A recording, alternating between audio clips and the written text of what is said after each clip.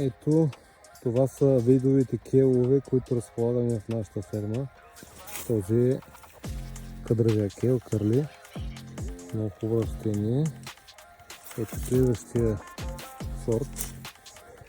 Италианския, тоскански или така наречения Кабо Ламеро.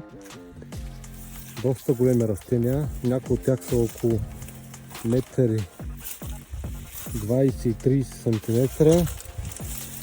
Ето още къдрав. Боб имаме салатен, който много скоро ще стане. Ето го и лилавия къдрав, и той е много хубаво голямо растение. Казваме. И четвъртия сорт, който разполагаме, е руския. Ето го и него. Какво представлява? Ето го много да откъснем. Червен руски.